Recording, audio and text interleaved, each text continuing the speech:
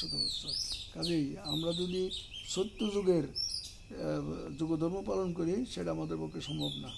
কারণ কি আমাদের বছর তো সেই যুগে সত্য যুগে ভগবানকে লাভ করতে ধ্যান করতে হয়।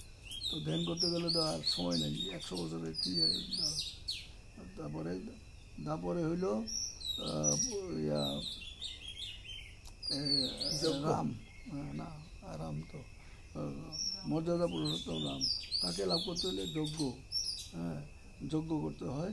এই কলিযুগে যজ্ঞ প্রয়োজন হয়। তারপরে তারপর তারপর যুগে হইল মাধুর্যের রসে শ্রীকৃষ্ণ নরলীলা করতে আসছে, তাকে লাভ করার জন্য আমাদেরকে কী করতে হবে? পূজা করতে হবে তাকে। কারণ বলা হচ্ছে মন মনা ভক্ত ভগবানের চরণে আত্মসমর্পণ করতে হবে। এবং কলিযুগের ধর্ম হচ্ছে, কলিযুগের ধর্ম হয় নাম সংকীর্তন। অন্য কোনো কলিযুগের ধর্ম হয় নাম সংকীর্তন। চারিযুগে চারি ধর্ম জীবেরও কারণ। কলিযুগের অতএব কলিযুগে নামযোগ্য সার, আর কোনো ধর্ম করলে নাই হবে পার। দিনে রাতে নাম লয় খাইতে শুইতে, তার মহিমা বেদে নাই দিতে পারে। কাজে আমরা বুঝতে পারি বেদেও তার মহিমা দিতে পারে না। সেই যেজন কৃষ্ণ বোধে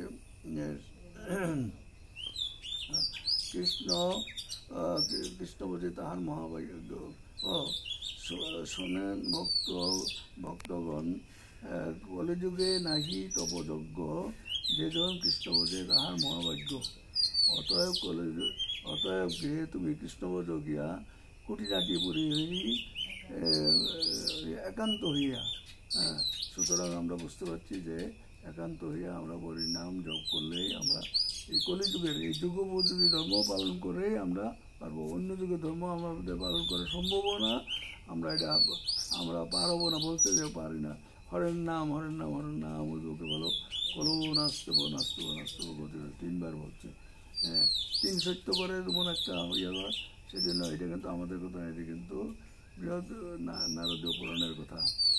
যদি আমরা ওই ধর্মটা পালন করেই আমরা যেন ভগবানের সাথে যুক্ত হইতে পারি। এবং ভগবানের সাথে আমরা যুক্ত হইতে চাই কেন? আমাদের কী লাভ? আমরা ভগবানের নিত্য দাস, এটা যে আমরা ভুলে গেছি, সেই জন্য আমাদের এইটা জীবের ধর্ম হয় কৃষ্ণের নিত্য দাস। কৃষ্ণের প্রতিষ্ঠা শক্তি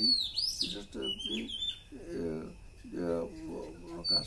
অতএব কৃষ্ণ বলি সেই জীব অনাদি মরবু, অতএব মায়া তারে দেয় সংসার দুঃখ। আমরা এই সংসার দুঃখ কৃষ্ণকে ভুলে যাওয়ার জন্য আমরা খালি হাতে আসছি, খালি হাতে যাবো, কিছুই সাথে নিয়ে যেতে পারবো না। তাহলে কী করতে হবে? কৃষ্ণকে ভজন করিয়া কৃষ্ণের কাছে আমরা ফিরে যেতে পারবো।